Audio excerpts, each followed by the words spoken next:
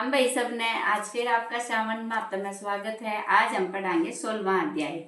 16वें अध्याय में सप्तमी व्रत कथा, शीतला सप्तमी व्रत कथा। भगवान शंकर सनत कुमार से बोले, अब मैं तुम्हें श्रावण शुक्ल सप्तमी के विषय में बताता हूँ, ध्यान पूर्वक सुनो। पहले दीवार पर बावली का चित्र बनाए, उसमें अशरीरी संज्ञक रूपधारी 7 जल देवता बनाए।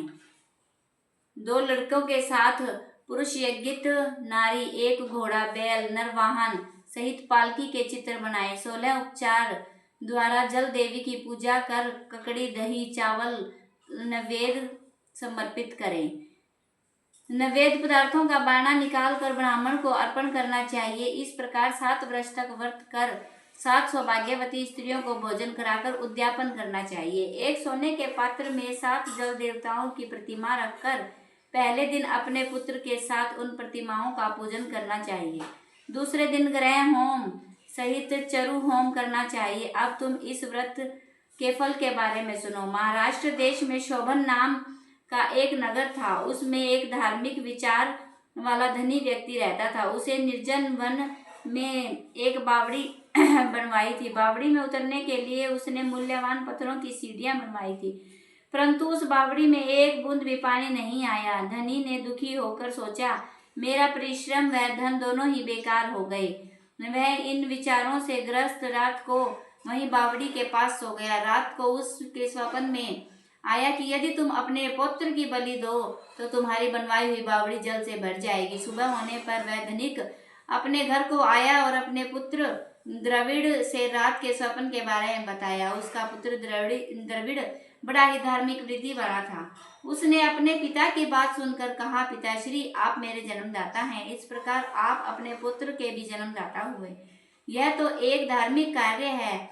आपके सुताशु और चंडाशु 2 पुत्र हैं। आप बिना हिचके अपने बड़े पुत्र सुताशु की बलि दे सकते हो, परंतु यह बात स्त्रियों से गुप्त रखें। इसका कारण यह है कि मेरी पत्नी गर्भवती है, प्रसव के समय निकट आने वाला है। अपने मायके वह चली जाएगी, उसके साथ उसका छोटा पुत्र चंडाशु भी जाएगा। उसके मायके जाने के बाद यह काम निर्विघ्न हो समाप्त हो जाएगा। धनिक अपने पुत्र के ऐसे विचारों को सुनकर गदगद हो गया और बोला, तुम धन्य हो। इसी बीच उसकी पत्नी सुशीला को उसके मायके से बुलावा आ गया। वह अपने मायके जाने के लिए तैयार हो गई। तभी द्रविड़ सुशीला से बोला, सीताशु यहीं मेरे पास रहेगा और चंडाशु तुम्हारे साथ चला जाएगा। सुशीला ने अपने पति की बात मान ली। सुशीला के जाने के बाद पिता और पुत्र ने सीताशु के शरीर पर तेल मलकर नहलाया और मूल्यवान कपड़ों तथा आभूषणों से उसे सुसज्जित किया। वरुण नक्षत्र पूर्वाषाढ़ के आ जाने पर दोनों ने उसे बावड़ी के किनारे पर ले जाकर खड़ा कर दिया और प्रार्थना करने लगे कि इस लड़के की बलि से जल देवता प्रसन्न हो जाएं।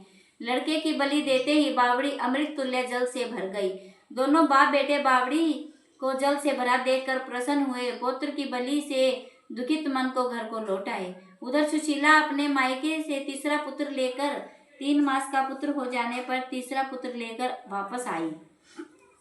ससुराल से लौटते समय रास्ते में जब वह बावड़ी के पास आई तो उसे जल से परिपूर्ण देखकर चकित रह गई। वह उसमें स्नान करके बोली, मेरे ससुर जी का परिश्रम व धन खर्च यथोचित रहा।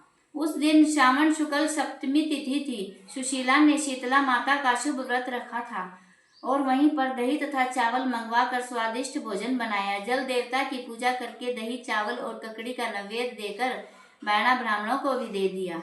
वहां से सुशीला की ससुराल 4 कोस थी। अब सुशीला दोनों लड़कों के साथ बावड़ी से घर की ओर चल दी। इधर जल देवता आपस में कहने लगे, इसका बड़ा पुत्र हमें वापस लौटा देना चाहिए, क्योंकि इसने बड़े प्रेम भाव से हमारा व्रत किया है। उन्होंने सुशीला का बड़ा पुत्र जल से बाहर निकाल दिया। माँ को देखकर सीताशु माँ के पीछे भागता हुआ और माँ माँ कहता हुआ आया। सुशीला अपने बड़े लड़के सुताशु को देखकर चकित रह गई। उसने उसे अपनी गोद में बैठाकर सिर सूंघा। वह अपने मन में सोचने लगी कि इसे यहाँ पकड़कर चोर ले जाते तो क्या होता। इसने मूल्यवान आभूषण पहन रखे हैं और इसको घर से भी भूत पिशाच पकड़कर ले आए हों तो इसका भी कुछ पता नहीं है। अब वह इसे यहाँ छोड़कर चले गए होंगे। घर के संबंधी चिंता के सागर में गोते लगा रहे होंगे। परंतु उसने सुताशु से कुछ भी नहीं पूछा कि तुम यहाँ अकेले कैसे पहुँच गए। इधर सुशीला के आने का समाचार पाकर पिता और पुत्र सोचने लगे कि सुशीला जब अपने बेटे के बारे में पूछेगी तो हम उसे क्या बताएंगे। इसी बीच तीनों बालकों के सहित सुशीला अपने घर को पहुंच गई। ससुर और पति उसके बड़े पुत्र सिताशु को देखकर बड़े अचंभित रह गए तथा उन्होंने अपने इसके साथ आने से प्रसन्न होकर उससे सुशीला से पूछा कि हे सुभद्रे, तुमने ऐसा कौन सा पुण्य व्रत किया है? निश्चय ही कोई बहुत ही पवित्र आत्मा हो। इस सिताशु को मरे हुए तो 2 महीने बीत चुके थे, फिर तुमने इसे कहाँ से प्राप्त किया? जाते समय तुम अपने साथ एक लड़का ले गई थी और आते समय तुम 3 लड़के लेकर आई हो। तीनों को बड़े ही आश्चर्य से देखकर और पूछने लगे, तुमने हमारे वंश का उद्धार किया है, मैं तुम्हारी कैसे और किस प्रकार स्तुति करूं? इस प्रकार उसके ससुर के वचनों को सुनकर प्रशंसा से भरी हुई अपने पति को प्यार भरी नजरों से देखा। सास ने भी उसकी प्रशंसा की। सुशीला ने प्रसन्न होकर कहा कि यह सुमार्ग पर चलने का फल है। हे सनत कुमार, तुमसे मैंने शीतला सप्तमी का व्रत एवं उसकी कहानी सुनाई थी। इस व्रत में दही चावल और ठंडा जल, ककड़ी फल, बावड़ी जल और शीतला माता को देवता भी कहे जाते हैं। इसे करने से तीनों प्रकार के तापों से मुक्त हो जाते हैं। इसलिए श्रावण शुक्ल सप्तमी को यथार्थ नाम शीतला माता का व्रत करना चाहिए। शीतला माता सप्तमी व्रत कथा आरंभ हुई। जय शंकर भगवान की, श्रावण माता की जय। हर हर महादेव, शंकर भगवान की जय।